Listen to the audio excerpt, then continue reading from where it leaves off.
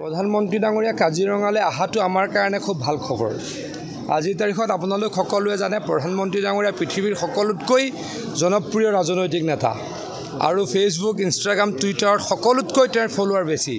অকল ভাৰততে নহয়, গোটেই দেশী বিদেশী মানুহৰ তেখেতৰ ফলোৱাৰ ছ'চিয়েল মিডিয়াত। প্ৰধানমন্ত্ৰী ডাঙৰীয়াৰ এখন ফটোৱে পৃথিৱীত খলকনি তোলে।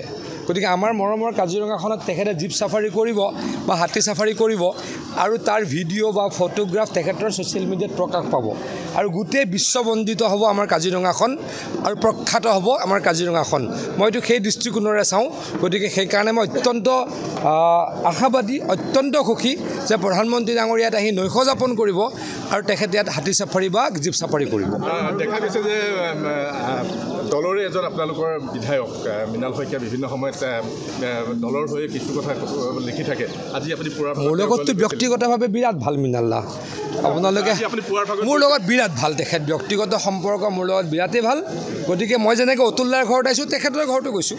তাত কোনোবা ডিফাৰেঞ্চ থকা কিবা থকা নাই। মোৰ লগত আকৌ কৈছোঁ পাৰ্চনেলি মোৰ লগত খুব ভাল ৰিলেশ্যনশ্বিপ তেখেতৰ। অতুলদাৰ ঘৰলৈ অহাটো মোক প্ৰশ্ন কিয় নকৰে, তেওঁলোকৰ ঘৰত যে প্ৰশ্ন কৰে। অতুলদাৰ ঘৰলৈ আছোঁ, তেখেতৰ ঘৰলৈ গৈছোঁ। মইতো অখিল গগৈ তাৰ পৰা আহিলোঁ। মই তাত খানা খাই আহিলোঁ। গতিকে মই আজিৰ দিনটোত 3গৰাকী বিধায়কৰ তাত গ'লোঁ। প্ৰথমে মৃণাল শইকীয়া ডাঙৰীয়াৰ তাত গ'লোঁ, তাৰপিছত মই অখিল গগৈ ডাঙৰীয়াৰ তাত গ'লোঁ, তাৰপিছত মই ইয়াতে অতুলদাৰ ঘৰত আহিলোঁ। গতিকে মই সকলোৰে ঘৰত যাওঁ। প্ৰধানমন্ত্ৰী ডাঙৰীয়া কাজিৰঙালৈ আহাটো আমাৰ কাৰণে খুব ভাল খবৰ। আজিৰ তাৰিখত আপোনালোক সকলোৱে জানে প্ৰধানমন্ত্ৰী ডাঙৰীয়া পৃথিৱীৰ সকলোতকৈ জনপ্ৰিয় ৰাজনৈতিক নেতা আৰু ফেচবুক, ইনষ্টাগ্ৰাম, টুইটাৰত সকলোতকৈ তেওঁৰ ফলোৱাৰ বেছি। অকল ভাৰততে নহয়, গোটেই দেশী বিদেশী মানুহৰ তেখেতৰ ফলোৱাৰ ছ'চিয়েল মিডিয়াত।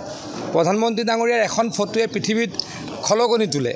গতিকে আমাৰ মৰমৰ কাজিৰঙাখনত তেখেতে জীপ চাফাৰী কৰিব বা হাতী চাফাৰী কৰিব আৰু তাৰ ভিডিঅ' বা ফটোগ্ৰাফ তেখেতৰ ছ'চিয়েল মিডিয়াত প্ৰকাশ পাব আৰু গোটেই বিশ্ববন্দিত হ'ব আমাৰ কাজিৰঙাখন আৰু প্ৰখ্যাত হ'ব আমাৰ কাজিৰঙাখন। মইতো সেই দৃষ্টিকোণেৰে চাওঁ।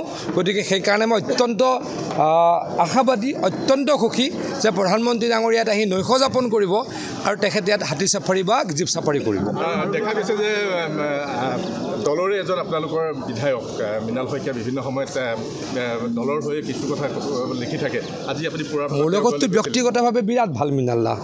আপোনালোকে মোৰ লগত বিৰাট ভাল, তেখেত ব্যক্তিগত সম্পৰ্ক মোৰ লগত বিৰাটেই ভাল। গতিকে মই যেনেকৈ অতুলদাৰ ঘৰত আহিছোঁ, তেখেতৰ ঘৰতো গৈছোঁ। তাত কোনোবা ডিফাৰেঞ্চ থকা কিবা থকা নাই। মোৰ লগত আকৌ কৈছোঁ পাৰ্চনেলি মোৰ লগত খুব ভাল ৰিলেশ্যনশ্বিপ তেখেতৰ। অতুলদাৰ ঘৰলৈ অহাটো মোক প্ৰশ্ন কিয় নকৰে, তেওঁলোকৰ ঘৰত যে প্ৰশ্ন কৰে। অতুলদাৰ ঘৰলৈ আছোঁ, তেখেতৰ ঘৰলৈ গৈছোঁ। মইতো অখিল গগৈ তাৰ পৰা আহিলোঁ। মই তাত খানা খাই আহিলোঁ। গতিকে মই আজিৰ দিনটোত 3গৰাকী বিধায়কৰ তাত গ'লোঁ। প্ৰথমে মৃণাল শইকীয়া ডাঙৰীয়াৰ তাত গ'লোঁ, তাৰপিছত মই অখিল গগৈ ডাঙৰীয়াৰ তাত গ'লোঁ, তাৰপিছত মই ইয়াতে অতুলদাৰ ঘৰত আহিলোঁ। গতিকে মই সকলোৰে ঘৰত যাওঁ।